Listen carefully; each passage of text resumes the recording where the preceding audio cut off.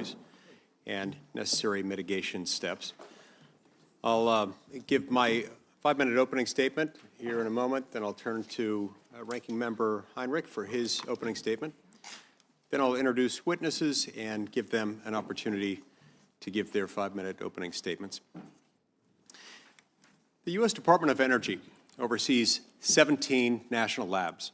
These labs have been instrumental in shaping America's technological and military competitive edge.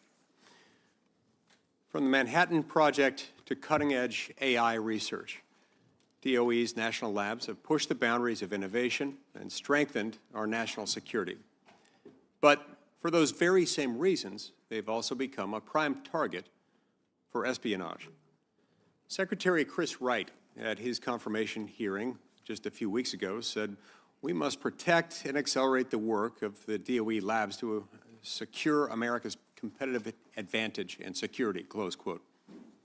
I could not agree more, and that's precisely why we're here today at this hearing, to explore ways that we can secure American technology for the benefit of our economic and national security. For years, the Chinese Communist Party has worked to infiltrate our national labs, targeting top scientists and siphoning off American research to fuel China's military ambitions. Through programs like the 1,000 Talents program, the CCP systematically recruited elite scientists, nationals of the People's Republic of China, who were trained in the West, built their careers in American labs, and worked with American funding to develop American technology. And then the CCP lured them back to China. It's a deliberate strategy to leverage U.S. taxpayer-funded expertise for the benefit of the Chinese military. And tragically, we're starting to see the consequences. Former DOE researchers are helping China develop hypersonic missiles, deep earth penetrating warheads, and advanced submarines. These are weapons designed to outmatch and deter the United States. Make no mistake, Beijing is actively exploiting weak security protocols, academic collaboration loopholes, and U.S. grant programs to advance its military capabilities, all on American taxpayers' dime. During his first term, President Trump tightened DOE's security protocols at the labs. He cracked down on CCP recruitment programs and ensured accountability at the DOE for those who approved a researcher from a country of risk working on DOE projects, making it clear that our national labs wouldn't be used to strengthen the Chinese military. But President Biden loosened those restrictions, and the door is once again open at the CCP, open to the CCP, rather, which compels its citizens by law to disclose information that they might have that can benefit China's strategic goals. That is unacceptable to the United States. Congress and this administration must act immediately to close the gaps, tighten security, and ensure that American research stays in American hands.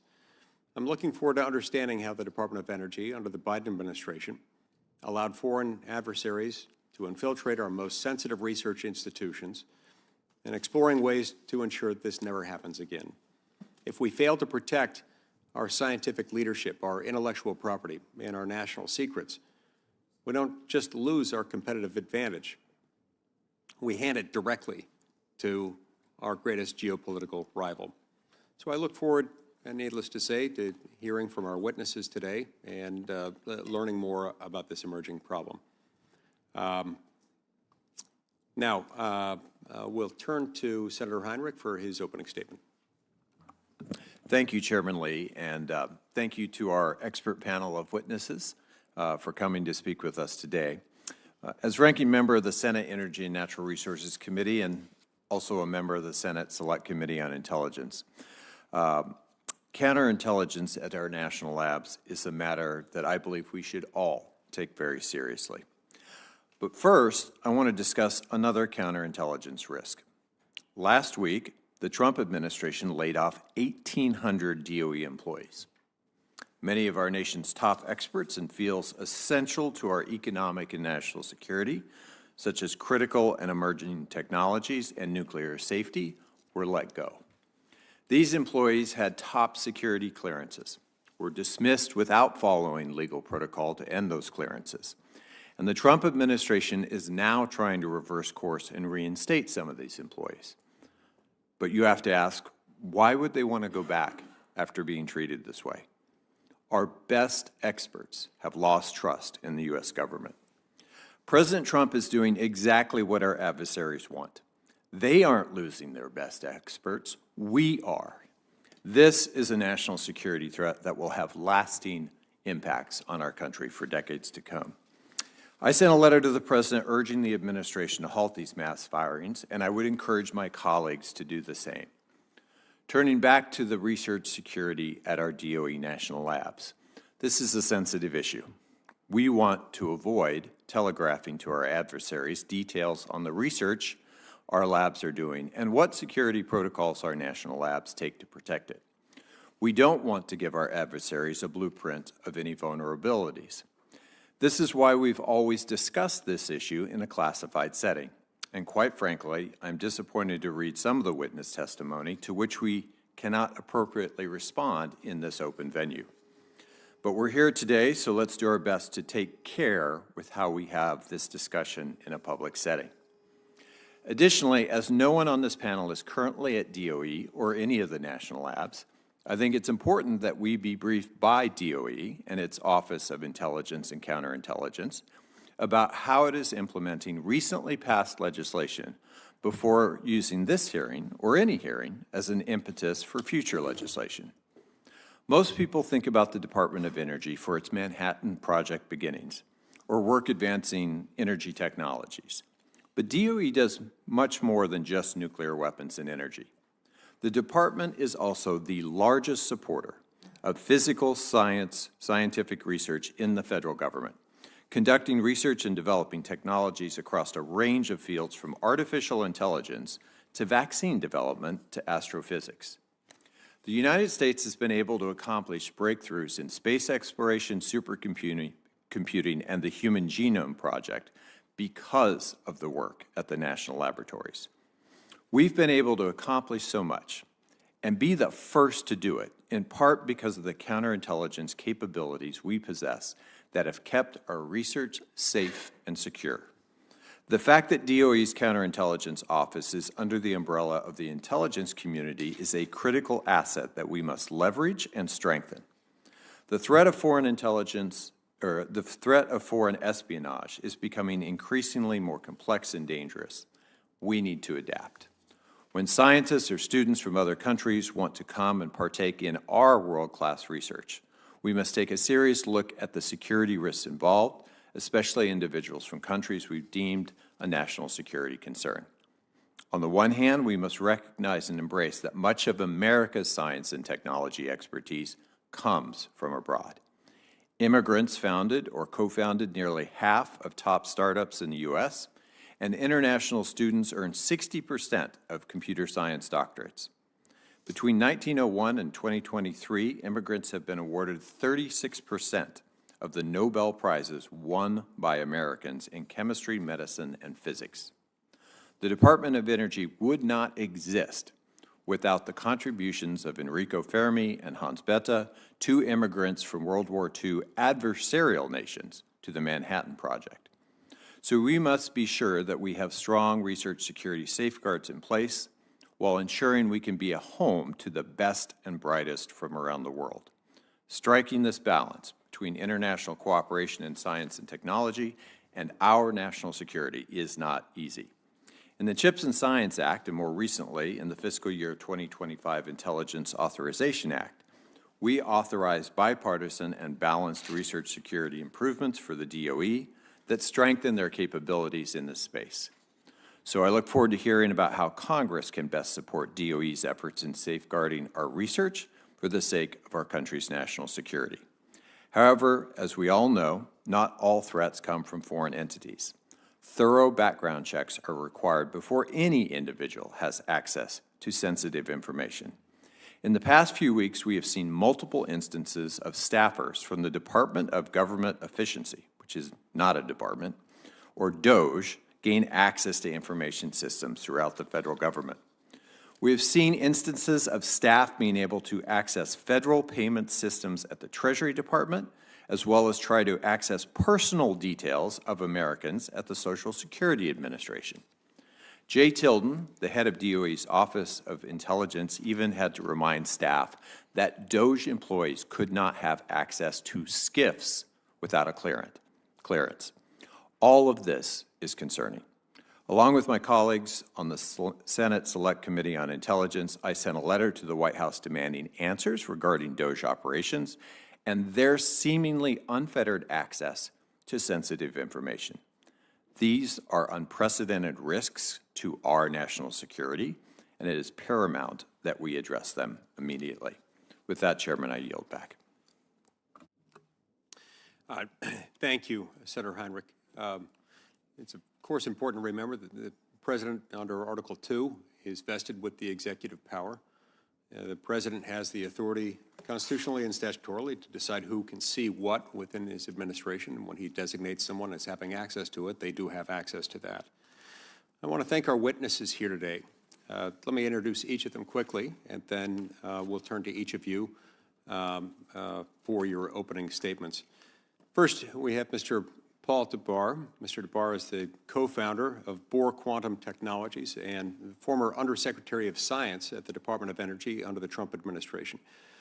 As Undersecretary of Science, Mr. Dabbar managed the National Laboratory Complex at the Department of Energy. Next, we have Ms. Anna Puglisi. Ms. Puglisi is a fellow at the Hoover Institute, a public policy think tank housed at Stanford University. Ms. Puglisi has testified extensively on this topic we're discussing today, so we'll look forward to hearing your thoughts as well. Finally, Dr. Jerry Richmond is the former Undersecretary for Science and Innovation at the Department of Energy under the Biden administration. Dr. Richmond currently serves as the Presidential Chair in Science and is a professor of chemistry at the University of Oregon. Thanks to all three of you for your willingness to appear in front of the committee. We'll now turn to Mr. Dabbar for your opening statement, then to Ms. Puglisi in order of introduction, and then to Ms. Richmond. Chairman Lee, Ranking Member Heinrich, it's great to be in front of this committee yet again and seeing many friends here. America leads the world in discovery and innovation. No one else comes close. One can see that in the Nobel Prizes that was referenced in the introduction. Examples include nuclear power, generation of chips, fusion, AI, quantum, solar PV, electric vehicles, gene editing, and chemistry of batteries of all types. And much of that was spearheaded at the DOE National Labs. But our top adversary, China, puts tremendous pressure in appropriating this innovation and then manufacturing it. Examples include nuclear power stolen from Westinghouse, the lithium-ion battery at Cattle, the LFP batteries at BYD stolen from MIT patents, electric vehicles, solar PV, GPUs, semiconductors, and they're trying to steal the future of quantum and fusion. Let me put this into historical context. When I took over the role of Undersecretary, I discovered that we had significant stealing of technology at the labs. Not only that, but our policy allowed our own researchers to legally be employed by Communist China at the same time as working at our national labs. After finding this out and going through the 5 stages of grief, I forgot from my academy days that Navy is an acronym that stands for Never Again Volunteer Yourself, and I started mapping out security policy changes. We banned talent programs. We banned lab employees from working with countries of risk. We created the technology risk matrix to restrict engagement on frontier technologies. We restricted interactions with China and extended Communist China fundraising restrictions on university researchers who got DOE funding. All of these felt like bringing back common sense. However, in the last several years, we have allowed that risk to increase.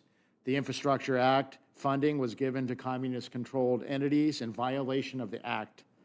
As disclosed in the report at the Homeland Security Committee, Communist Chinese nationals who were employed at DOE labs stole inventions in violation of U.S. law and took them to China for commercialization.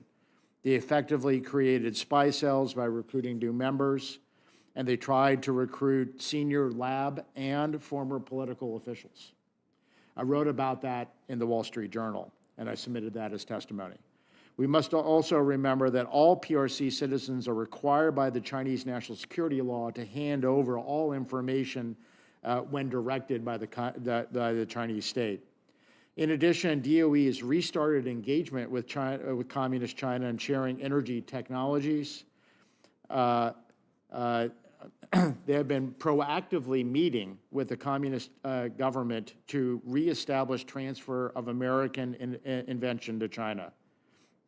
And what was interesting was that this effort was never publicly identified by DOE, but many were able to find that in meetings and articles in local Chinese newspapers, including pictures. And those officials were in Communist China were hailing China technology appropriation. I do believe that there are plenty of people who think that this is important to share with Communist China for various different reasons, but I expect that the majority of the American people do not want us to turn over our technology to our adversaries, and I venture could say that this is the view of this full committee. New controls are needed for science and security, and I know that Secretary Wright is focused on that. While the current DOE orders on the DOE website provide a framework for security and counterintelligence, they provide too much flexibility and discretion for interpretation by politicals, careers, and lab employees. I recommend the new DOE team roll out significant tightened controls, such as requiring lab undersecretaries to be sole authorizer with no ability to delegate authority for all countries of risk, nationals hiring, visits by labs or meetings. And also create a list of the waivers that can be found by this committee for its oversight. The Senate should consider legislation mandating security policies that require administrative policies that politicals would have little discretion in interpreting. I've also included in my written testimony an idea for DOE to recover stolen IP. And the Senate should consider extending the NNSA lab ban on adversary nation nationals from the 3 NNSA labs to all the labs.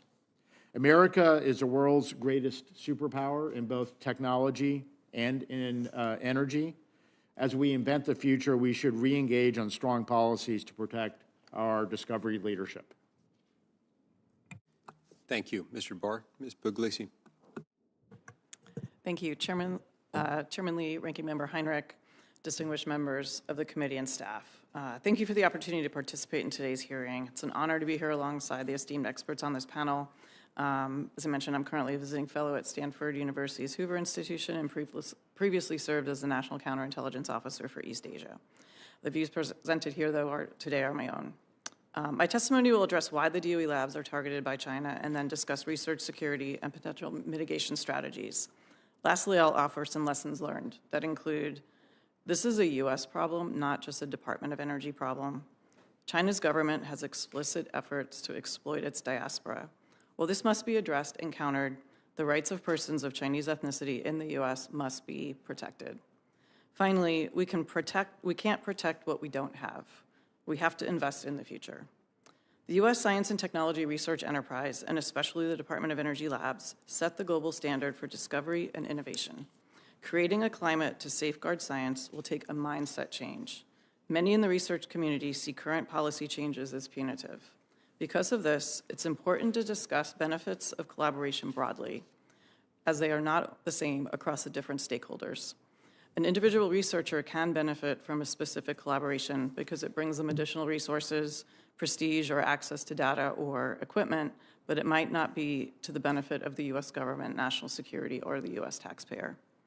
While China is not the only country that targets the Department of Energy labs, China's policies to target the Department of Energy complex are a deliberate state-sponsored strategy to save time and money.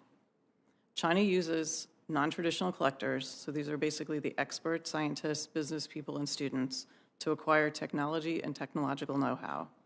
Our current system is not designed to counter this kind of threat. Current mitigation tools are tactical and narrow by design because they are crafted to mitigate behaviors with the assumption that the actor fully participates in laws-based, rules-based system.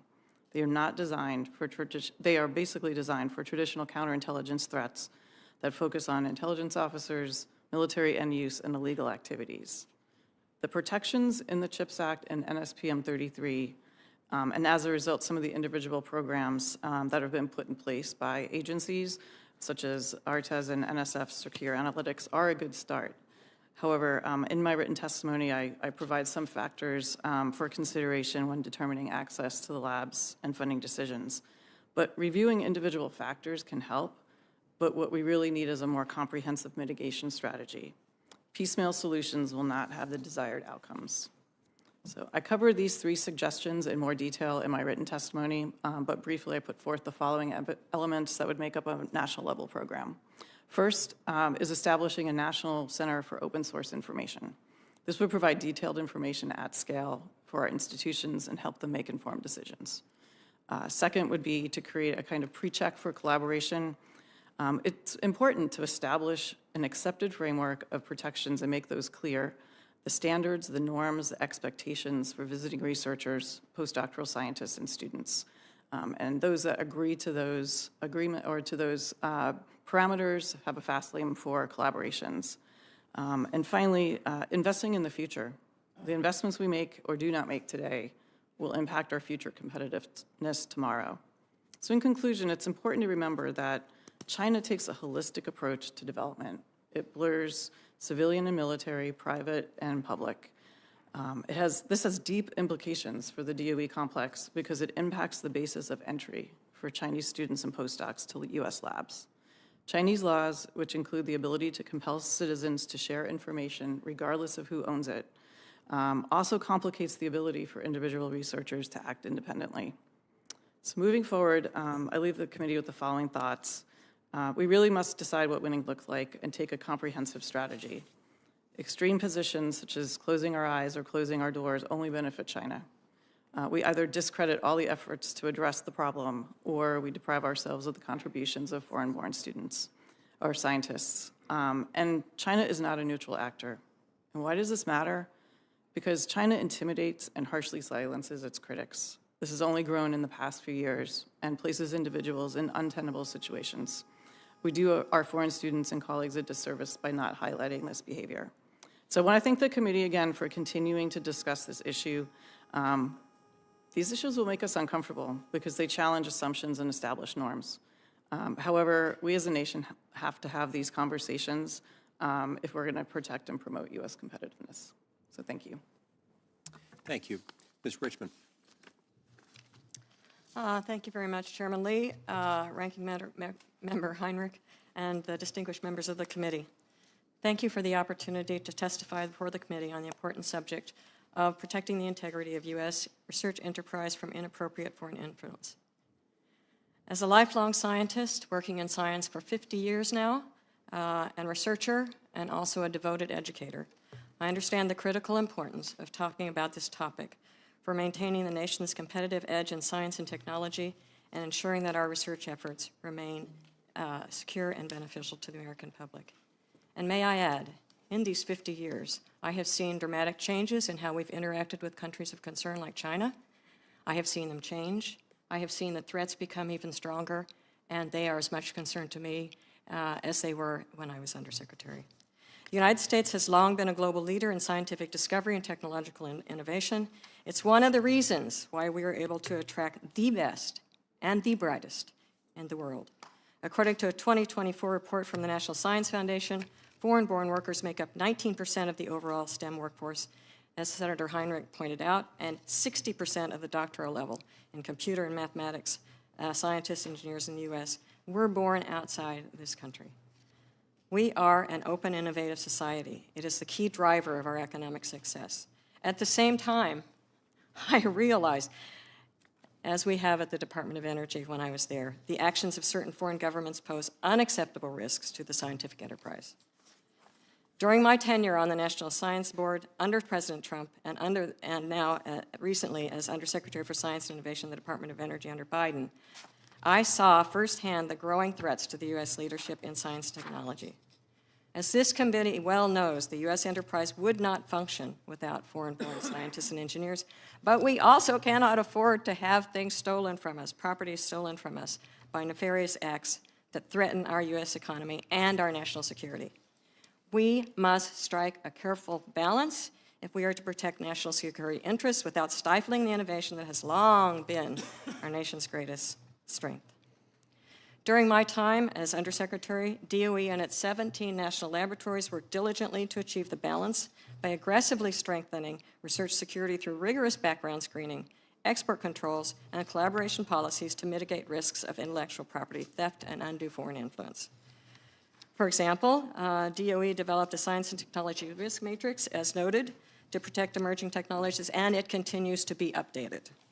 This matrix provides a guidance to address potential concerns associated with economic and international competitiveness by identifying the risk associated with a given topic and the resulting level of controls that are required. DOE also developed a comprehensive and rigorous approach to research technology and economic security, what we'll refer to as RTES policy, established new procedures for reviewing financial awards and loans, and created a new RTES office to continue to evolve DOE's enhanced due diligence process, engage with external stakeholders, and review DOE National Lab agreements involving foreign entities. These actions were supported by the research security directives from Congress, thank you, and administrative actions by the National Security Presidential Memorandum, which was worked on both in the Trump administration and the Biden administration, NSPM 33. Together, these measures are helping the department and its partners mitigate risks that malign foreign governments pose to our research ecosystem, supply chains, and intellectual property. For most U.S. universities, research universities, the level of due diligence required by NSPM 33 and DOE's updated policies is a newer paradigm. I saw this when I was on the National Science Board, and I've seen it now. Research universities serve a critical interface between government, industry, and academia, and since I'm back in academia, I know this, go back to my home. That is why during my tenure as Undersecretary, DOE focused heavily on helping universities develop their own procedures for fostering secure yet open scientific collaboration and training researchers on best practices. I am proud of the way many universities' administrations have stepped up to this research security challenge, including my own at the University of Oregon. Security is in the DNA and the structure of our national laboratories. It hasn't been historically at our national laboratories and in DOE. It has not been the case at universities. That's why it's so important for us to work with them. So as this committee is evaluating research security measures of the U.S. science and technology research enterprise, I have offered several recommendations that are important to consider. While I cannot speak to the status of DOE activities in my current capacity, I can assure the committee that regardless of the administration, the Department of Energy and its national laboratories take its responsibility to protect the scientific integrity of our nation's assets seriously. Thank you for the opportunity to appear before you today on this important issue, and I look forward to our discussion. Thanks so much to all of you for your opening statements. We'll now proceed to 5-minute rounds of questions alternating between Republicans and Democrats, and I'll begin that now. Ms. Puglisi, I'd like to start with you, if that's all right. Last week, the New York Times published an article in which you were prominently featured. You were featured discussing how the CCP has used legal threats to intimidate American researchers, including yourself, in an effort to suppress research that exposes its influence operations. Now, if the CCP is brazen enough to do this, to try to pressure and influence American researchers, what does that say about the ability that they have to exert pressure on Chinese nationals from the People's Republic of China, working within U.S. national labs, especially keeping in mind that those individuals, if they are residents of the, if they're residents of China, what does that say about their ability to have pressure brought to bear on them, given that they're subject to Chinese laws that can compel them to cooperate with PRC intelligence gathering operations?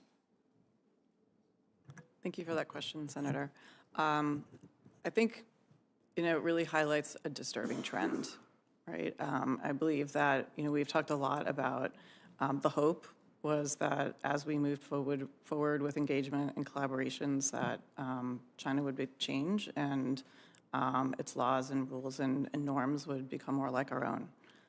Unfortunately, that is not the case. And so I think, as I made in my opening statement in my written testimony, the importance of talking about this behavior, and that if we ignore the pressures that these scientists and students are under, we really do them a disservice, and we do our own society a disservice, because then we become more like them. But it really, I think, highlights as well that it's really hard, for us to understand that kind of pressure, and that we need to put in place those guidelines to both foster, those collaborations, but also to protect that technology and to ensure that that doesn't happen. But needless to say, the pressure that can be brought to bear on Chinese nationals at these labs is immense. Yes, it is. And I think it highlights, as we've seen over the past year, the articles and stories about kind of extra-legal behavior, not only for scientists, but on different campuses of, China's actions. Now, Mr. Dabbar, your testimony states that the Department of Energy under the Biden administration restarted engagement with China to share U.S. energy technologies developed in our national labs. In at least one instance in 2023, a Lawrence Berkeley National Lab scientist went to China, where he advised the dean of the School of Energy, Power, and Engineering at Zhengzhou University, who also happens to be an affiliate of the foreign influence arm of the Chinese Communist Party, on how best to construct an engineering lab for the school. Do you think U.S. national labs should be engaged in these efforts with our greatest global adversary, and should American taxpayers be funding such support that ends up benefiting our adversaries in this way? No, Senator Lee, I don't think we should. They've been very clear that they want to dominate the tech space. And as I listed in my testimony, there's a long series of technologies, including in energy, that were invented at the DOE National Labs, invented by American companies, that was stolen. And so there's a long track record on this topic of much of which they're selling the world was invented in America. And so I think we need to be much more cognizant of this topic, and I think more controls are needed on this, as I mentioned in my testimony. So that's an expensive proposition, losing valuable research for which we've paid dearly, and having it go to our greatest geopolitical adversary isn't an ideal outcome. Quite far from it. This can have devastating consequences. Now, Section 436 of the FY 2025 Intelligence Authorization Act, which barred foreign nationals from adversarial nations from accessing our national laboratories, received unanimous approval from the Senate Select Committee on Intelligence by a vote of 17-0. But it was blocked from the National Defense Authorization Act due to opposition from the former chairman of this committee. The provision included a waiver process allowing exceptions when the Secretary of Energy determined the national or economic security benefits outweighed the risks. Now, given these strong bipartisan concerns, would you support enacting similar safeguards to protect our most sensitive research while allowing for limited high-level exceptions? I would, Senator. Obviously, it's a bipartisan topic. The way the current DOE order is written, that was done when I was undersecretary, basically required sign-offs to have any Chinese interaction. I believe a lot of it was delegated down to lower levels, which basically opened the doors, as far as I could tell from my conversations with DOE. I think we need to potentially do exactly as the Intelligence Committee looked at, which is flip it. Instead of authorizing and sign-offs, is to do it the other way, which is the base case is to ban that from adversary nations and to give waivers as required. I think that's a better way, given decades of Chinese infiltration and attempts. Leaving the defaulted on is dangerous, in other words. I see my time's expired. We'll turn the time over to Senator Heinrich. Thanks, Chairman. Ms. Richmond, you and I have interacted at some of our nation's most cherished national labs, places like Los Alamos. Do you have thoughts on what the current dismissals at DOE and NNSA could mean for our national security in the long term, and in particular for workforce morale?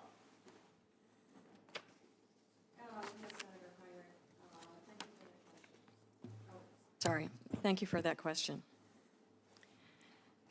I agree, and you know, I hope you all know how committed I was in my position and now with regards to national security, and the concern of China stealing our most valuable assets.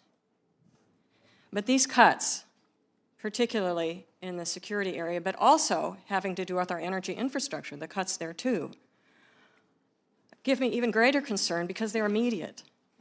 Because to be able to work at NNSA, but also to be able to handle classified information, it requires a tremendous amount of background checks, polygraph. They ask all your neighbors. And so my neighbors are sick of being asked for all these things I've done.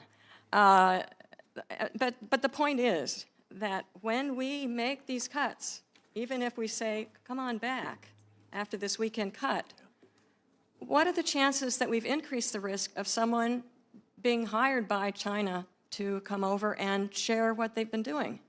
I, too, have been recruited. I got a letter not too long ago that was like, for 1 hour's work, could I take $40,000?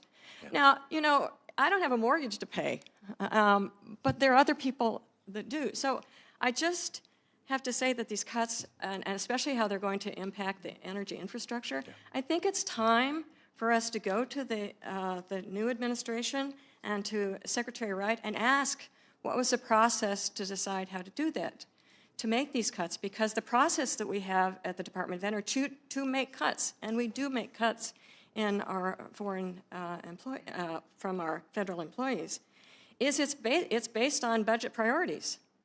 When we develop our budgets, we set the priorities, and if your part of DOE doesn't fit in those priorities of the White House and also the Secretary of Energy, then you eliminate those people. But you do it in almost a 2-year process while you develop this budget, yeah, because the priorities are changing all the time. And one of the things that I think it's important to share with folks is that one of the probably the leading red flag for someone being a risk with respect to recruitment is financial distress. So we just created a whole bunch of people with really important clearances, really important expertise, who are all under financial distress. We created a bunch of targets for the CCP, and I think I'm aghast at how unthoughtfully this is all being carried out. Mr. Dabbar, good to see you again. I want to ask you to sort of walk us through what currently happens. We'll talk about how the intelligence officers at the labs, the lab directors, and then DOE intelligence coordinate, and then what happens when they don't all line up and agree. Yes, Senator. So obviously this has been a big focus. There's a classified report from MITRE that's out there that has evaluated the details of that. I think that's kind of safe to say, and they've obviously had some recommendations on that particular topic. In general, what happens is that the intelligence component of the DOE has local officers at each of the labs for counterintelligence. They will do the screening of employees, if people are travel, interactions, grant security clearances. And so they do that interaction as part of that intelligence component with the lab complex. In general, that works quite well. DOE's intel arm is quite well integrated with that effort. And I think the biggest challenge on this is not the structure of it, but as I was mentioning, who has the approval, right, to allow this interaction to happen? I'll give an example. I've been told that many times any lab employee can actually do a recommendation and potentially, I've heard, even a sign-off on people coming to visit a lab. And so if there's a PRC citizen who is employed at the lab, they could recommend another PRC group coming from China to enter the lab. And if the authority has been delegated down to the lab, sometimes these things are happening at a higher rate than maybe some people at headquarters might like. And so this who has authority and to sign off and the interaction of that, I think that's the core practical issue that probably deserves to be raised to a more senior level than has, I believe, been delegated. If you have specific examples of that, I would appreciate it if you would share them with this committee. Thanks. Senator Cotton. Thank you, Mr. Chairman. From my work on the Intelligence Committee over the last 10 years and now as chairman, I can tell you this issue is a critical concern to me. Our national labs are where we develop some of the scientific research and capabilities that are the envy of the world, but they lack security measures. And I can say that it's not just me, it's many other members of the Intelligence Committee.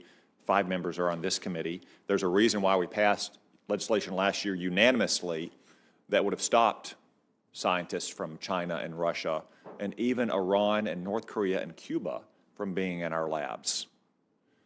Mr. Dabbar, do you know how many Chinese and Russian scientists were in our labs in the last fiscal year for which we have data? Yeah, if I've seen your past testimony, I think the number's around 8,000. 8,000? Out of a total of how many, do you know?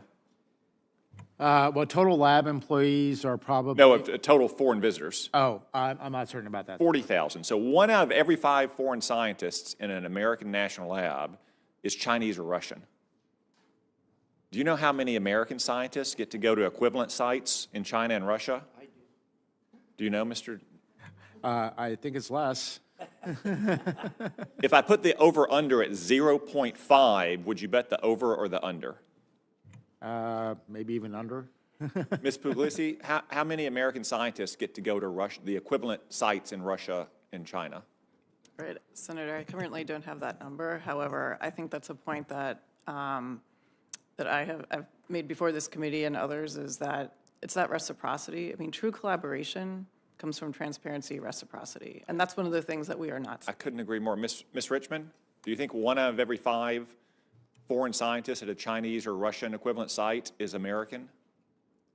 I don't know those numbers, I'm sorry. Yeah, there's zero reciprocity on this issue. Why would we allow Chinese and Russian scientists into our national labs, to say nothing of Iranians and Cubans and North Koreans, when they don't allow our scientists there? That we've told the directors of these labs for a long time in the Intelligence Committee that if they do not get a hold of this problem, then the Congress will solve it for them.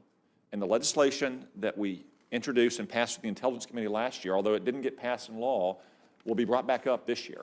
And I'm going to champion that on this committee and on the Intelligence Committee, because we have to put an end to this threat. There's a lot of great people working in the Department of Energy, to include at our labs and at the Office of Intelligence and Counterintelligence, one of the very best of our small intelligence offices around the government. But there are too many people who have this open science mindset, this naive ideological commitment that we have to allow these foreign adversary scientists into our labs no matter what the risk. Mr. Barr, who has the final word on allowing such a foreign visitor to visit his or her lab? So the order is flexible on who has the authority. Previously, when we instituted it, when I was undersecretary, it was required to be up at my level. And we were able to squash a lot of the 1,000 Talents programs. We found many people working for China, including on joint nuclear weapons work. That's a pretty stunning comment I just gave that we found at one of the labs. I believe I was told in my conversations with DOE recently is that a lot of that's been delegated down to the individual lab level, and I'm not exactly certain. And again, we have great people working in our individual labs, but by and large, the directors of these places tend to come from a scientific background. Is that correct? Yes, sir. They're not coming from the intelligence community. They're not coming from law enforcement. If a foreign national is excluded from one lab, is he therefore excluded from every other lab? I'm not certain how it's currently being executed. I think the answer is no. Yeah. If one foreign lab director, or if one of our lab directors says, no, this guy from Russia is too dangerous a risk and can't be here, he can just turn around and try to go to one of the other labs as well. Is it fair to say that sometimes there's a little bit of competition between these labs for money or prestige or talent?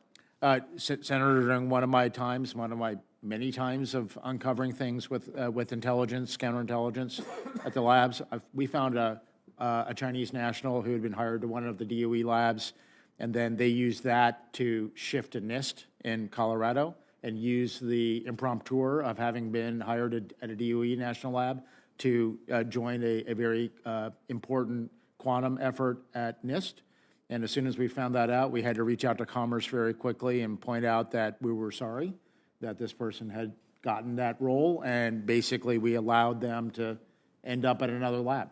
Thank you. I just want to thank the chairman for having this hearing. This is not something that we discuss much in a public setting. We've examined it very closely for years on the Intelligence Committee, but it is a grave national security threat. It's a threat to our prosperity as well, because so much of these technologies end up getting commercialized.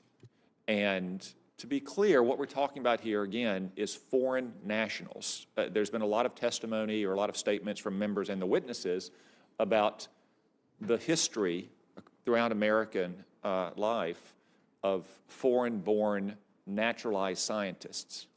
We're not talking about that. We're not talking about someone who's raised their hand and taken the oath of affirmation to become a citizen or even a legal permanent resident. We're talking about foreign nationals coming to our lab.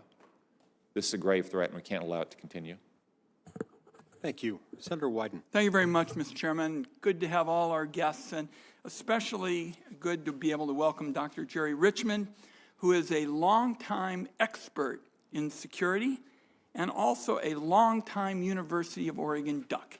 And we welcome you. Go Ducks. Let me, if I might, ask you about what we learned at DOE in the Pacific Northwest here very recently. There were abrupt and significant workforce reductions last week in the office that carries out the critical work to keep our electric grid reliable. My take is that this raises national security issues. It raises fundamental issues for our economy. What are the implications of something like that, Dr. Richmond? Well, thank you, Senator Wyden. It's good to be here with you, too. I think that in terms of our power, our energy infrastructure, and particularly the cuts at BPA, as well as the 1,800 people that were just cut off at the Department of Energy with no clear understanding of the procedure or why, it really is going to, I believe, as a citizen, that it's going to not only compromise the safety of our grid, but also will drive up energy prices. I believe that it will delay current projects in communities and that it will disrupt our supply chains. These are, again, my personal opinions, having served as the Undersecretary for over 3 years. But I think it also is sowing confusion among and chaos among the federal workers because of what they're learning about things in the news, and I can't confirm what's in the news either, but the point is that it's just leading to a lot of confusion. But for example, with BPA, there were a number of employees that were cut. And a Pacific Northwesterner like you, that's really chilling because I know that because BPA is so important. Let me see if I can get a couple of other questions in real quickly. When you went through the process of getting your security clearance, did you have to disclose all of your foreign financial conflicts of interest and contacts with government officials? Yes. In fact, I have, because I've worked in so many different countries, over 24 developing countries in particular, I had to list all the countries I'd been to, whether they had paid for my travel support, which most of them did not, whether I had any kind of a conflict of interest with them, with any type of financial support from them continuing, what all my finances are with regards to all of the investments that we have. We had to declare all those. We had to be cleared for general counsel. I had to get a polygraph test. I think I got the drift. Okay. If a U.S. government official had significant business dealings with the government of China or failed to disclose all of these contacts with Chinese government officials, could that derail their access to sensitive Department of Energy secrets or classified information? Yes, and in fact, what happens in the laboratories during my time was you have you have both the IN and also the lab leaders talking about when there's a concern about a person being in the laboratory. And what they go through is who's going to come on site, what is their background, what kind of access would be controlled if they did come on site, and this is for visitors also, and what projects can they work on and what partnerships do they have. If there's a disagreement between those two entities in the laboratory, then it gets sent up to me. Okay. I did not have any concerning ones that came up to me. Okay. And the laboratories said this at the HSST hearing. Director said this last week. Thank you, Dr. Richmond. Colleagues, I'm asking these questions for several reasons, and one of them is, according to public reporting, Mr. Elon Musk is running Doge while remaining Tesla's largest shareholder. And according to that public reporting, Tesla has invested billions in China and makes 1 million cars a year at a factory in Shanghai on land owned by the Chinese government. Finally, according to public reporting, Tesla's contract allows the Chinese government to revoke Tesla's lease on the land at any time if it determines doing so is in the public interest. Now, on this committee, every one of us works for the American public interest. And given that as our highest priority, I intend colleagues to come back and ask further questions about this in the days ahead. Thank you, Mr. Chairman. Thank you, Senator Wyden. Senator McCormick. Thank you, Mr. Chairman. Thank you to our panel. Grateful to the witnesses for coming to discuss such an important issue for our national security, but also for Pennsylvania. Pittsburgh's the home of the National Energy Technology Laboratory.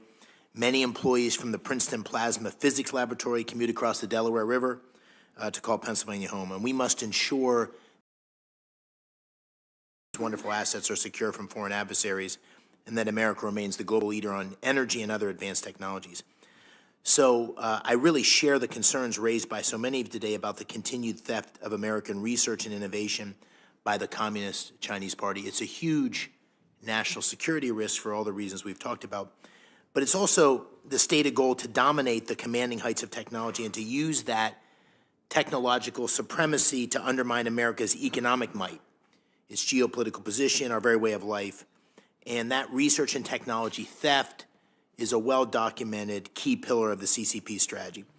So with forced technology transfers, IP theft, scientific espionage, not only providing the CCP with advantages in economic and environmental important technologies, it's also undercutting American workers in Pennsylvania and other places. We are essentially paying for the R&D that China steals to beat us in the market space. How can American companies compete in that environment? So let me start with you, Ms.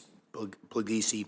You pointed out because the CCP does not play by the same rules in science and technology, that our often narrow research security tools are outmatched by China's efforts to steal American technology and know-how. How can we make the jump from piecemeal solutions, some of which we've discussed here, to a national strategy for mitigating these threats? Okay, thank you, Senator, for that question. I think it's important to highlight first, and the reason why what creates this challenge is China takes a very hybrid approach. It takes a very holistic approach to its S&T development, and so oftentimes, we try to separate things out into complete buckets. And so to have a national approach, what we need to do is recognize how different this system is, right? And to look at the individuals and the companies that we're dealing with holistically and acknowledge that those ties to the Chinese government and in moving forward have policies that are across both our infrastructure and in commerce that recognize that these are supported, that they oftentimes don't have to make market-based decisions, that individuals, and we know this, are sent to study here, to work in the laboratories for a purpose. And we just have to be much more deliberate about the way we look at people's backgrounds. And to begin with, I think, is putting in place very clear guidelines because, our system has been built on trust, right? And I've been in the lab, I've worked, in the lab, and no one wants to believe that their collaborator is stealing their technology or the student that they're supporting is doing that or has some other alternative motives. And so we must make it very clear. And yet we know they are. Yes, In many yes. cases, And they are. unfortunately, this has been the case, and it's well documented. The other witnesses have talked about this. I myself has written a lot about this. And so I think the starting point is being very clear. What are those assumptions that we're making? And, sometimes we can't get to yes with some of these collaborations. And that's why we have to engage with the research community to really make clear on that. Thank you. I'm going to just move on to one more question sorry. here, if I can. Thank Yes. you. Mr. Dabbar, it's good to see you again. Many research institutions, just following up on this question, including the national labs, are engaging in research collaboration with third parties. I don't think we've talked about that much here in the United States and overseas. And those third parties can also be exploited by our adversaries to steal sensitive research, particularly the CCP. What policies should DOE put in place to ensure that the research collaborations and joint research projects that may be outside the labs don't create additional security vulnerabilities? What authorities or directives can Congress use to help on that mission? So that certainly happens. Let me give you an example.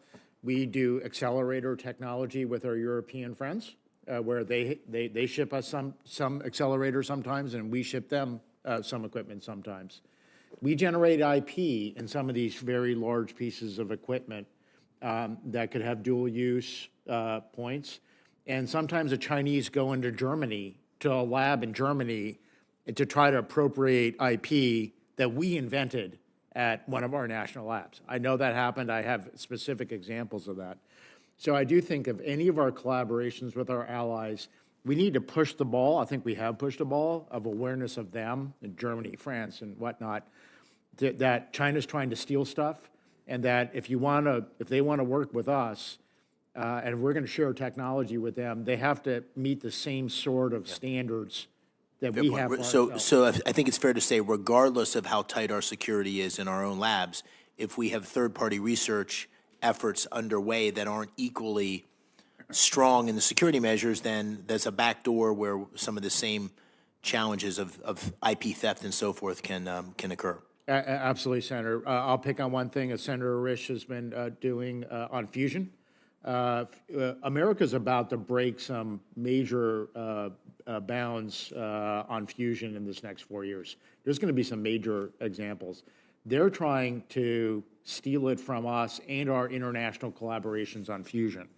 And so that's something that historically was more open science. And I think very clearly, both domestically as well as international, that needs to be greatly enhanced, since we're about to accomplish quite a bit. Thank you.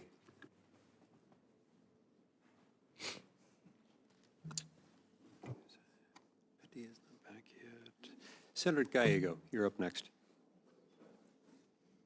Thank you, Mr. Chairman. Perfect timing. And thank you again for our witnesses for being here, and our ranking member also. Our national energy security should always be, of course, top of mind. I was proud to be a leader in passing the FY 2025 NDAA, among many other things that bill enhanced vetting and limited the entrance of certain foreign nationals to DOE lab facilities to protect national security. But as former chairman of the House Armed Services Subcommittee on Intelligence and Special Operations, I also know exactly how important it is to be deliberate in the way we discuss sensitive operations, especially in open settings. As we do our duty to oversee national labs in this committee, we must not give away information that our adversaries could use against us or actively gather. So I have a couple questions for Dr. Richmond. In United States military operations, our armed forces work with interpreters and local allies who make our operations more secure and successful. I certainly experienced that in Iraq in combat with both local nationals as well as foreign nationals and third-party companies. And so we've talked a lot about the risks of foreign infiltration in our DOE labs. Can you expand on the risks of siloing ourselves too much and missing vital information from our allies and foreign-born scientists? Yes, thank you, Senator, and thank you for your service also. I think that we cannot closet ourselves. I have to say that before the wall came down in Europe, I was actually in East Germany and I got to see was weeks before the wall came down. And I could see what a closeted country looks like. I've also done the same in Cuba. We have to rely on intelligence from other countries too. We have to decide whether we trust it or not. We have to decide what we're going to do with it. But I'm going to go back to, for your comments, ma'am, because we need a coordinated effort across the, all agencies and universities if we're going to use what intelligence we have in order to move forward. And and the armed forces play a critical role in that. And as you know, if we didn't have that outside information, those partners with us, it would be tough to go forward. And even along the kind of siloing of information and sharing of information, from my experience kind of as the past chairman of Intel and Special Operations, I even had complaints from our Five Eye nations, people that we're supposed to have and share our most intricate and sophisticated intelligence, that we still were in such a silo that we couldn't really share our intel across platforms fast enough for them to actually use as actionable intelligence. When it comes to sharing with our kind of our close Five Eye partners or other intelligence treaty nations, do you see that also still being a problem in terms of some of the research that is found in, you know, maybe the UK, for example, is not as quickly transferable or easily shared for us to actually consume, use, or effectively continue the research on? Well, I think it's important, thank you for that question. I think it's important for us to add to this conversation this issue of open science. Open science is science that's going to end up in the literature, it's going to be published together. That kind of collaboration happens at the laboratory because it's natural to do that, whether it be in fields like I've worked in with lasers and optics and other fields too. We have to have that open science. So what I fear, the discussion of really restricting the labs to even things in personnel, even things that are truly open science, then my concerns are there. So I don't know if that went to your question, but it's a point I feel is really important for this committee, many who are not scientists, to understand what the open science is as opposed to something that's truly an economic threat to us. And your testimony outlines multiple measures, including a risk matrix to protect emerging research and tech at DOE. Are you also concerned that any of those security measures will be disrupted or dismantled under kind of new agency leadership that doesn't really understand the goal and intent of those types of that matrix?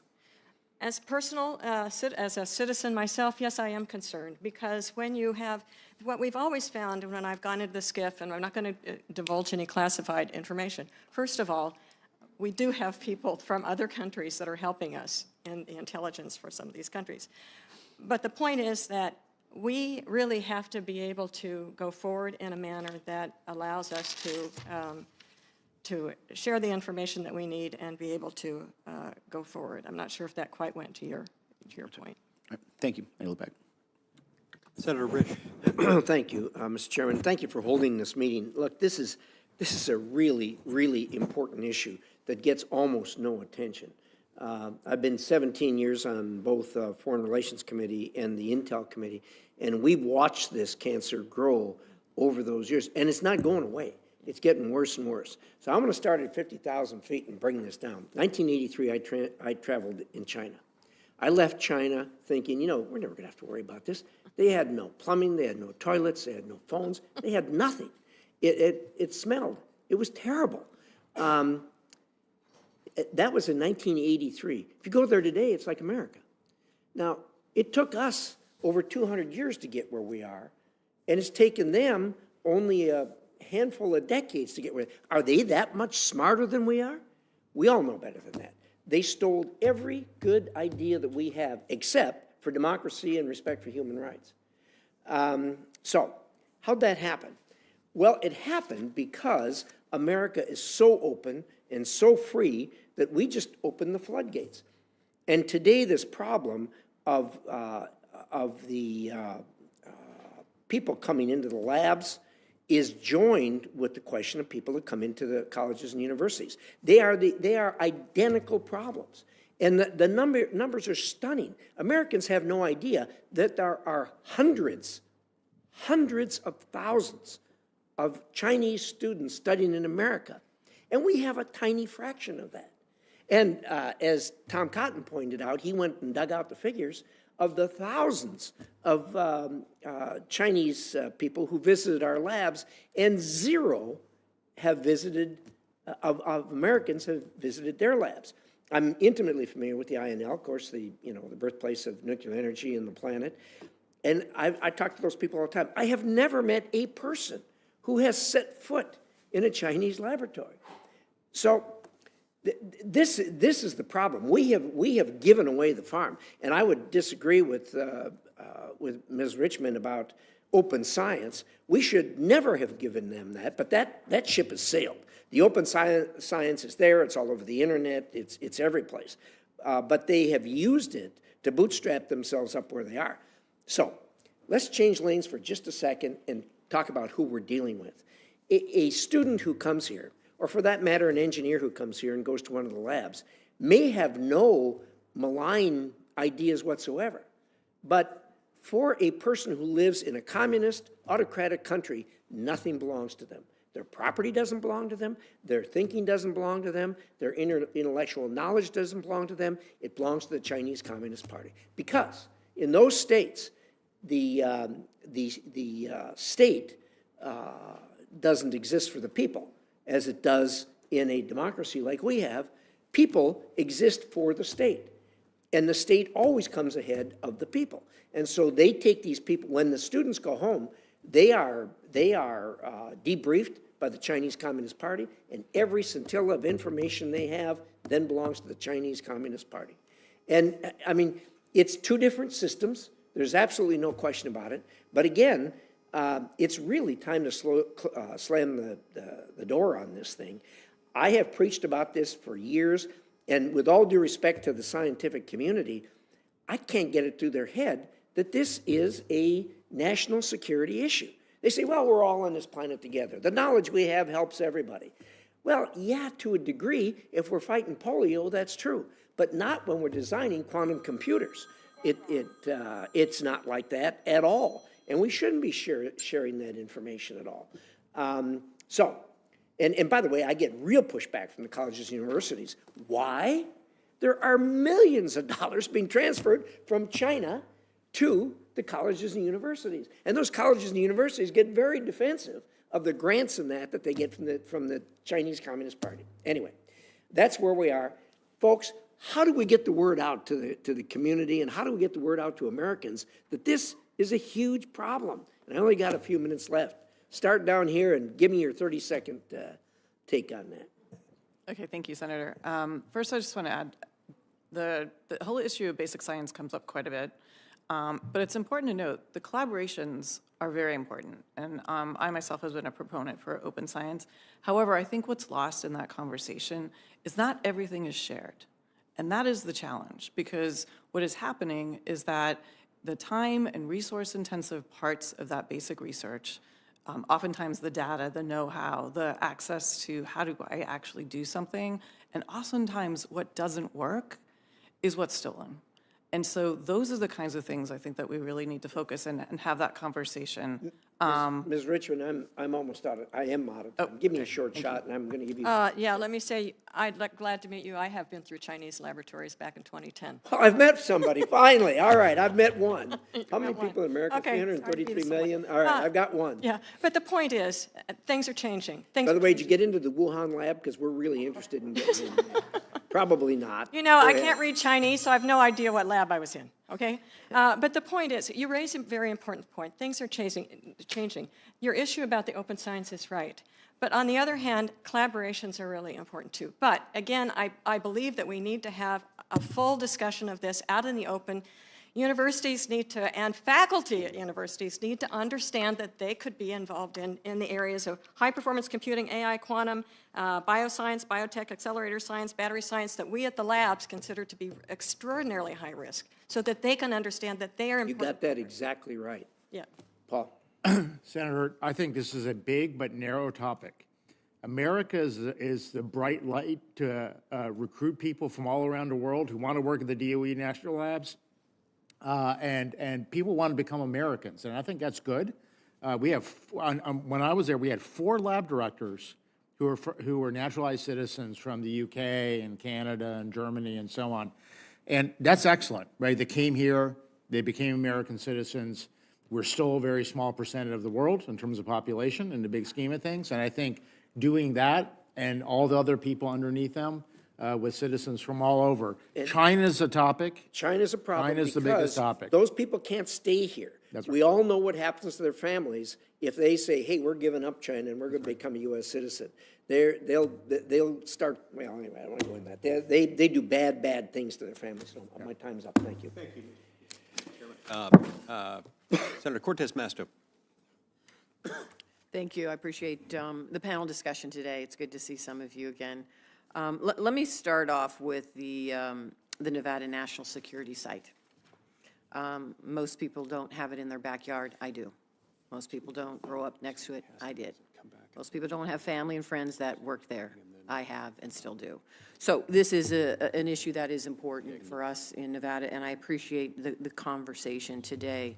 But Dr. Richmond, let me start with you. In your testimony, you outlined various legislation like the CHIPS and Science Act, the Fiscal Year 25 National Defense Authorization Act that address research security concerns that we've talked about, right, that are getting ready to go into effect.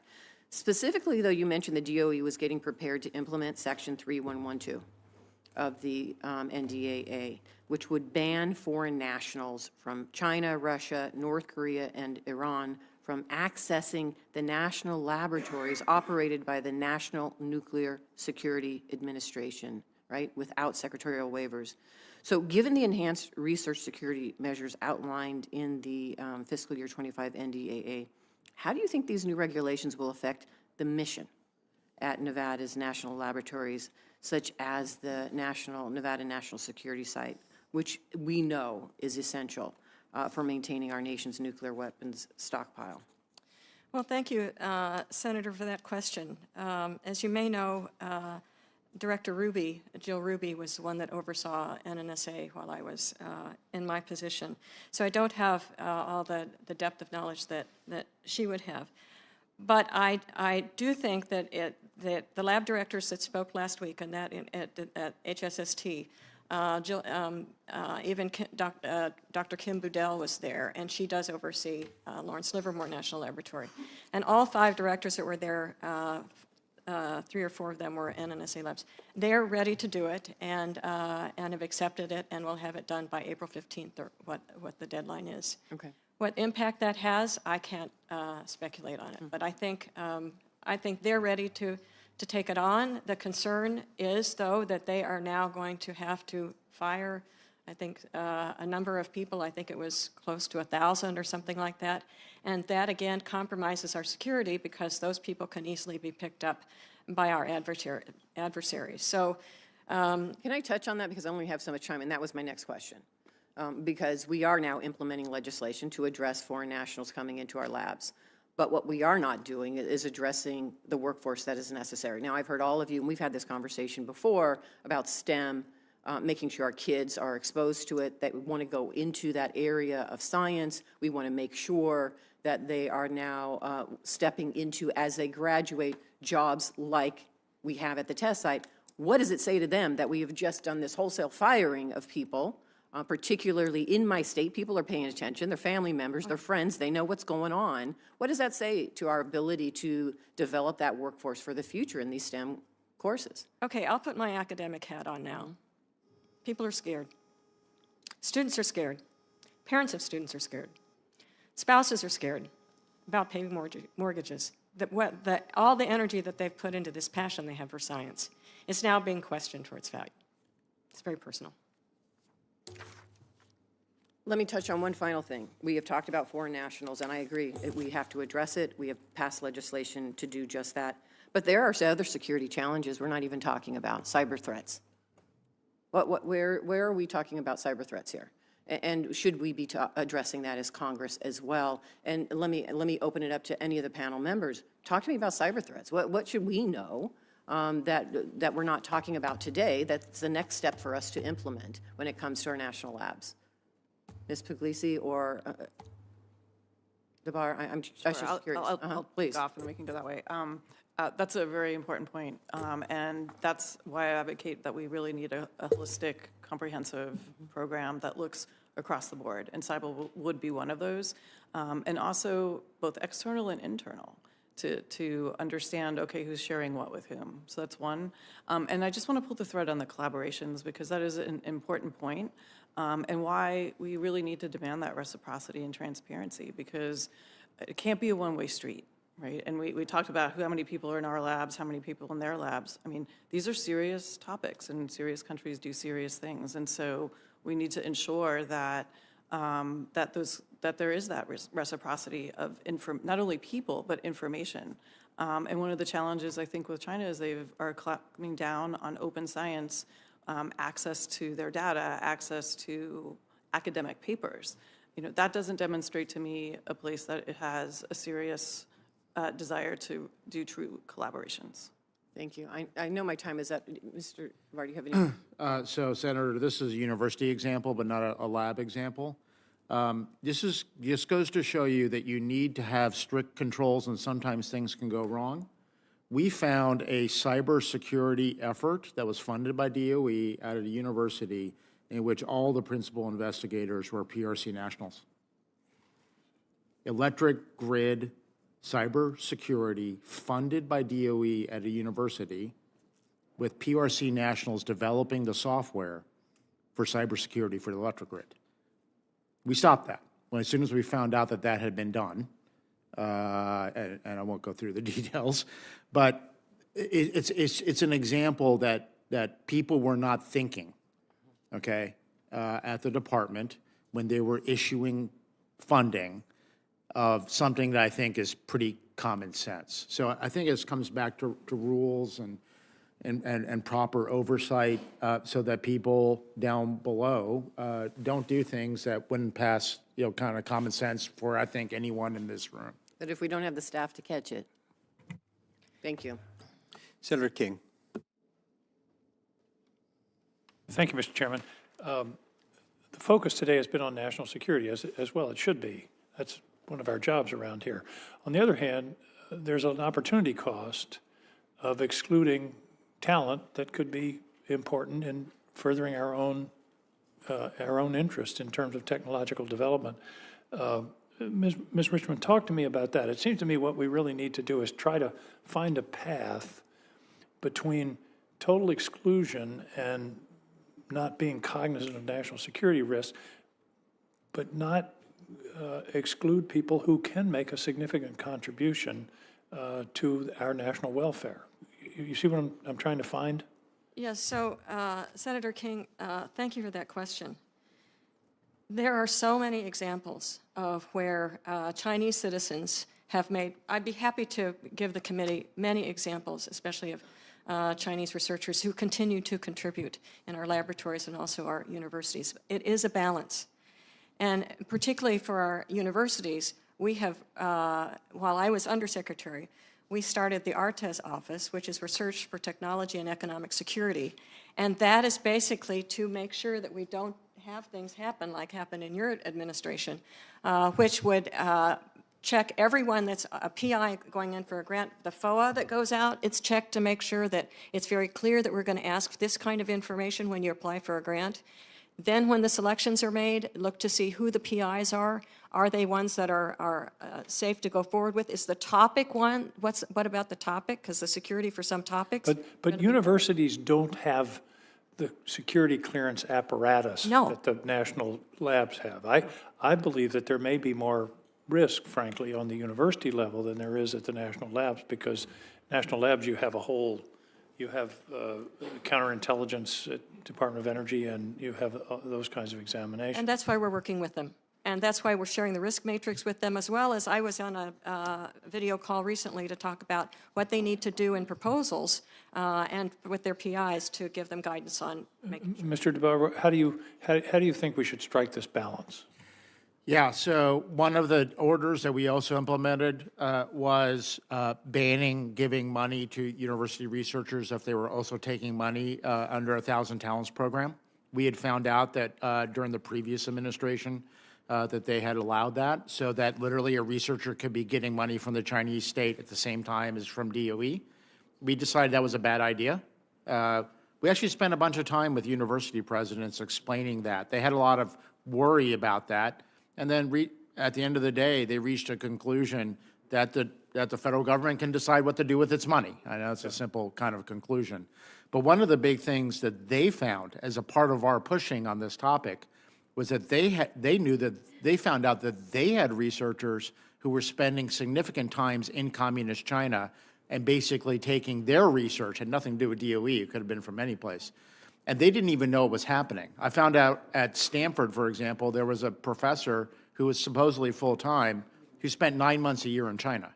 And the university didn't even realize it was going on, even though they were paying them that professor. So I think awareness with the university system that they need to address their own problems, but I do think additional controls around how the federal government money is given to PIs, so principal investigators. Well, let's go back to the national labs. Yeah. Would if there's a total ban, no Chinese researchers whatsoever, is that a good policy, or would that cost us some good scientific breakthroughs that would otherwise be useful? I'm trying to find the right line between national security and opportunity cost of brilliant researchers from anywhere in the world. I think, Senator, given that there's been literally a whole generation of successful efforts by Communist China on stealing stuff, the Los Alamos Club, then the Thousand Talents, they keep coming at us. I think the better way of doing it is this proposed legislation from the Intel Committee that was referenced, which is a ban with Chinese nationals at the national labs, which are at the very highest level of the United States, with the ability of the department to do a waiver. And so there's flexibility. So the default would be no. The default should be no, is my recommendation, which was the Intel Committee's unanimous vote, with the ability of the department, to grant waivers. Okay. So there is still flexibility in the idea, but once again, I think the DOE national labs are at the top of the security worries. I understand. Quick follow-up question. Who is Chinese? There are a lot of Chinese Americans. Are they swept into this? What's the definition? Yeah, so the way the orders are written is it's citizens. Chinese citizens? Citizens. Okay, so a Chinese American who's been here 50 years or a couple of generations would not be included in that. Citizens is the way that the order is currently written. Okay, thank you. Or Russians, or, right. I mean, we had an Iranian trying to get hired, like an Iranian citizen, and we had concerns on the type of technology, and we decided not to let them in. Thank you. Thank you, Mr. Chairman. Thank you, and I've taken the gavel just for everybody's information while Senator Lee goes to vote. Let me follow up on that. I don't know the particulars of it, but this, by the way, I've been elsewhere, so if I ask something which is a repeat, I apologize, but I'll pick up where Senator King left off. There was two folks who apparently were American citizens, but who were passing information to the Chinese Communist Party that were recently arrested from the DOD. And I want to say it's out in San Diego. I'm a little vague on all this, but suffice it to say that this occurred. So if the restriction is on Chinese citizens, and by the way, I'm Irish American, right? So I'm not saying we have this kind of prohibition upon Chinese Americans. I'm trying to understand this kind of interface where there's been an infusion of people who now are naturalized U.S. citizens, but in some way still might pose a security risk. And so we want fairness. We want to capitalize upon incredible human talent, but we don't want to be someone's sucker. So take into account these naturalized citizens, and how will we do that as a follow-up to what Senator King asked? In terms of establishing security. Yes, ma'am, would you like to go? Yeah, so I think that's a really good question. So we have, just to put some data out there, of the Chinese citizenship had graduation. After they've been here for 5 years, 88% have stayed, and after 10 years, 81% have stayed. So some of them a lot of them are going to stay. And the question is, which ones are the ones that you need to be concerned about?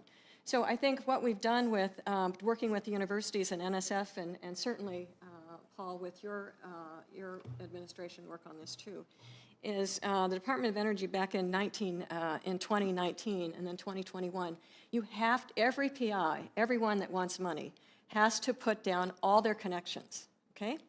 And with regards to money, visits, financial support, all of that has to be there if you're going to get DOE money. And I have been in the SCIF where I've been talking to our intelligence people about someone that may arise that causes them concern. And so, and those people are also working with our vetting, ARTES group, in order to figure out who those people are, because I tell university PIs that if you don't disclose and we find out that something is wrong, you're out of here. So let me ask you this, though, because I once read about how the Chinese missile program began because there was a Chinese American who was doing fabulous work, but because of a security issue was not given clearance to continue, and he just wanted an outlet for his intellect, and so he returned to Communist China and helped develop their program. So I guess that brings to mind, is there a way to discern between those people who are more loyal to China and those who are more loyal to the United States, but if we shut off opportunity, they will go where they have opportunity? Do you follow them going there? Cassidy, that's exactly what we've been talking about here, is the concern about all the cuts that are happening in the Department of Energy, 300 employees at NNSA, 1,800 across the department. And those people have an incredible knowledge, scientific background, and if they're just really upset, shall I say, they may decide to do that. So it concerns me that... Well, people have got to eat, so they got to have a job. Yeah, you got to pay the mortgage, you got to eat. You can take that contract that letter that I got recently that said $40,000 for an hour's worth of work in China. We'll pay all your expenses. And, for somebody that is mad, is angry at the government, or for... Well, but that's not actually, that's not my fundamental question, though. I'm going back to this person in the 1940s or 50s who was really seeking opportunity. So is there a way to discern between those who might be a security risk and those who are, they may leave, but they're going to leave because of opportunity or other circumstances, not because of their security risk, fundamentally? So in the case of the people, again, we go through with the ARTES program and also the risk matrix at the laboratories, we go through as much information as we can that they will give us with regards to when they're employed at the university, or employed in the federal government, to find out whether they could possibly be a risk. And of course, this would apply to people of multiple nationalities. I think I heard you mention as I walked in, because there's talented people coming to the United States for graduate school from the world over, right? Yes, but you don't have to only worry about someone that has Chinese background. I get that. Americans, scientists that have decided they needed the money, so they went over to China. I'm a little suspicious about some of the Canadians, just to put it on it. I don't know. I think it's Irish Americans we need to worry about. You don't have to worry about Irish Americans for much. Senator Hickenlooper. Thank you, Mr. Chair, and thank all of you for being here. I appreciate this. I grew up in a time back in the 60s where the height of the Cold War, there was a continuing cartoon series in Mad Magazine where it was spy versus spy. And there was a white spy and a black spy, and they were constantly doing tricks with each other in a comical competition. We're way beyond that. And I think, when I was I got a master's in Earth and Environmental Science, and I had a number of foreign students within our program. And it was embryonic in that sense of how much they added from their educational system to things that we didn't emphasize or didn't understand as well, and vice versa.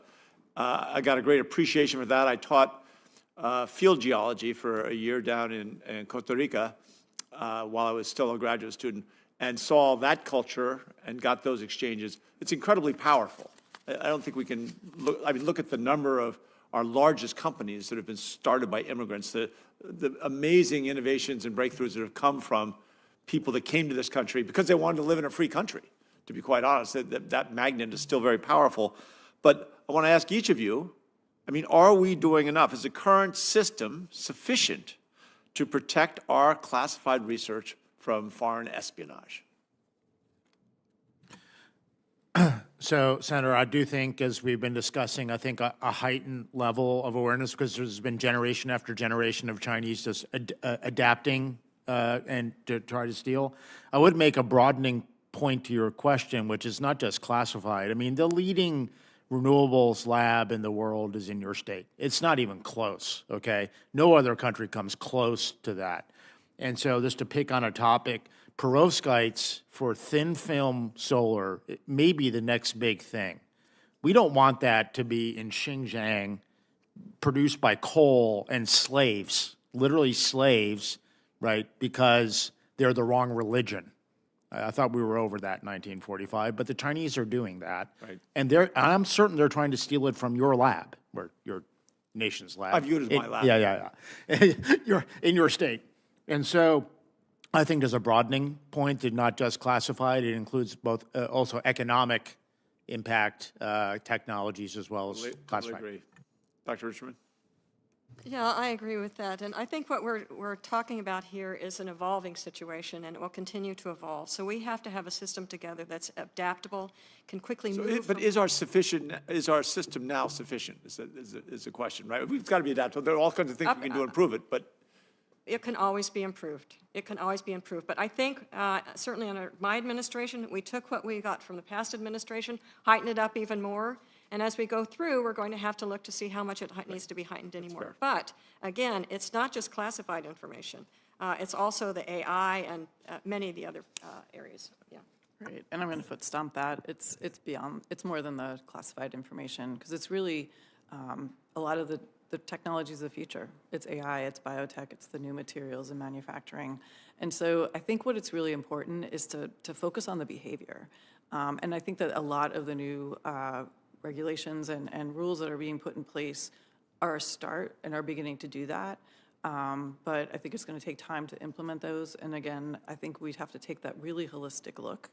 And we can't set and forget, right? This is a dynamic, the technology is changing, the vectors, the threat vectors are changing, and so it is going to require a constant dialogue. The magnitude of those threat vectors has never been greater, and I think we've got to maintain that sense of urgency that you guys all have shown. So I appreciate that. Several of you have talked about foreigners coming into our universities and being more motivated or adding a great deal to innovation. I think we've got to get back also to how do we get our kids in this country. I mean, the reason universities are receiving and open to receiving these foreign students is because we don't have a pipeline that's sufficient to provide the technology and the STEM kids. We got to get to them in elementary school. Do you guys have, you realize you connect that problem and the solution of it with this issue about our national security? Start this side. That's an excellent point. I mean, STEM education, we should start at K-12. And really do things to support. K-3. Well, yes, actually the earlier parts. I mean, because you hear kids by the time they're in middle school, they're Absolutely. saying, I can't do math. But that's going to take an effort, and we want to make sure that we draw from the wide swath of Americans from all over the country. And so that starts with support from the undergraduate and make people understand what the possible is. And also, I want to highlight, it's the technically proficient workforce. We're out of time. Okay. So, do you realize that our country has the lowest retention rate for kids that want to, in the world, for kids that decide they want to be a scientist at 18 and don't end up being a scientist at 24? Outrageous. I do know that number. Lowest. Outrageous.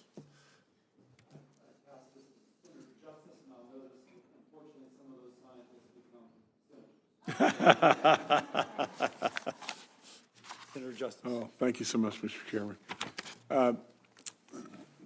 You know, I've said this a bunch of times, but I'm probably a new kid on the block, but I'm not a kid. You know, I've got a lot of white hair, and I've been round and round and round. I can tell you just simply this. I truly believe that energy absolutely is the key to just about every single thing that we've got going. That's all there is to it. Now, and if it's that level of key, I've just got to share with you just a couple things real quick. First of all, we have one of these 17 labs in Morgantown, West Virginia. and we're really proud of that. And I can tell you that I've just gotten through being the governor of the great state of West Virginia for 8 years, and to be perfectly honest, we were able to do lots and lots and lots of good stuff. And little West Virginia, that a lot of people told a lot of bad jokes about, to tell you the truth, along the way, became a diamond in the rough that everybody missed. And with all that being said, successes like you can't imagine. And we were really, really proud of exactly what we did. Now, with that being said, along the way, there was a gentleman that I ran into way, way, way before I ever became governor, and he was a PRC national, and just the most legitimate speaking gentleman that you could ever be around. And then all of a sudden, as I became the governor, we found out things that were going on with him and his life and everything that tied right back to his homeland that absolutely astounded us. I mean, absolutely a gentleman a guy that is suspicious of almost everybody a lot of times, but absolutely trusting in everybody. A guy that believed with all in me that this guy was the real deal. A guy that absolutely we trusted in every way. And we were astounded with what we found. That's all there is to it. Now, if energy is what I think is so important, it's off the chart right now. It's off the chart how important energy is. Do you realize, if you're a business guy, and that's me, do you realize that we can't cut our way out of these messes? We can't. We can mind the store and we can surely do a lot better. But at the end of the day, we got to find a way to grow. And the way to grow, absolutely, hands down, is energy, period. That's all there is to it. So if it is the most important, and it is, it truly is, then we have got to be on guard and we've got to do better. Because the world is trying to absolutely discover or steal our innermost secrets all the time, all the time. So with all that being said, I would say to everybody, from the guy that's the white-haired guy from West Virginia that's a business guy, not a politician. I'm a guy that talks to you just with common sense and logic. I would say beware. And absolutely, we got to do better. And these folks right here are the key to us doing better in a lot of ways. So I do have one question, and it just parallels everything that I've already said. Because you see, I really believe that President Trump, because I'm a real friend with the family, and I'm proud of that. And absolutely, I am trusting of the family. And he's our president. And he's now saying to all of us, look, we got a problem here. We need to do better. And so let's get at doing better. But my question real fast is just this. And this is to Miss, is it Puglisi? Did I get that halfway close? Puglisi, yes. Okay. And my question is just this, is given your expertise in counterintelligence and research security, can you provide insight into the extent of collaboration between DOE national laboratories and the 7 Sons universities in China, please? Thank you very much. Well, I myself have not done empirical research to be able to give you the exact numbers. There's been a number of articles that look at those kinds of collaborations. And for those who are not aware, 7 Sons are universities that work directly with the military. And so, this is very concerning because, China says that its civil military fusion, it will use anything that it acquires and apply it to its military. And so those are our affiliations and collaborations that we really need to take a closer look at. Well, thank you so much, and I know my time has expired, but I would say just this, and I'll do anything and everything I can do to help all of you in every way at any time. We've got to become safer, and we've got to become more protected, in my book. Thank you so much. want to thank all of our witnesses for being here today. This really has been a great hearing. We're going to keep the record open until close of business, 6 p.m. tomorrow, February 21st, for the submission of written questions for the record for our witnesses and items included in the hearing record. Before we gavel out, I want to just correct the record on some things that have been said today. Over the last week, there has been a lot of fairly misleading and poorly sourced reporting regarding dismissals at the U.S. Department of Energy. And here are some facts that I think are relevant and significant, but often omitted. President Trump and the Department of Energy are committed to making government more accountable, efficient, and restoring proper stewardship of the American taxpayer dollar. And the previous administration was not a responsible steward of that, and we're paying the price for it heavily in the form of inflation. In just 4 years, the Biden administration expanded the Department of Energy's federal workforce, and it did so by more than 20%, adding more than 3,000 federal employee positions.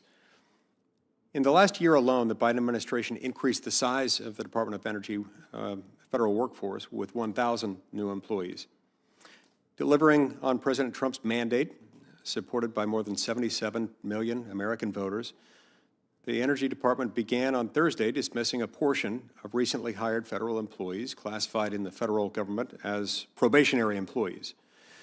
Across the Energy Department, less than 700 probationary employees have been dismissed.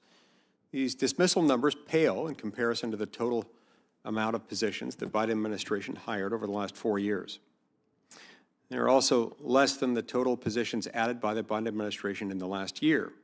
Now, contrary to many news reports, the Energy Department's nuclear weapons production plants and nuclear laboratories are exempt from these dismissals, so those aren't part of it. At the Energy Department's Power Marketing Administration, the PMA, fewer than 3% of total employees were dismissed and were primarily administrative roles. Of the more than 70,000 contractors and federal employees at the National Nuclear Security Administration, or NNSA, fewer than 50 employees were dismissed. These employees held primarily administrative and clerical roles. The Energy Department will continue its critical mission of protecting our national security and nuclear deterrence in the development, modernization, and stewardship of America's atomic weapons enterprise, including the peaceful use of nuclear technology and non-proliferation. So it is important that we keep the facts aligned. When people are crying that the sky is falling, it usually is not, and it certainly is the case here. In any event, I thank the witnesses for being here today. It's been a good, informative discussion. We've laid a good record, and I very much appreciate your help. The hearing stands adjourned.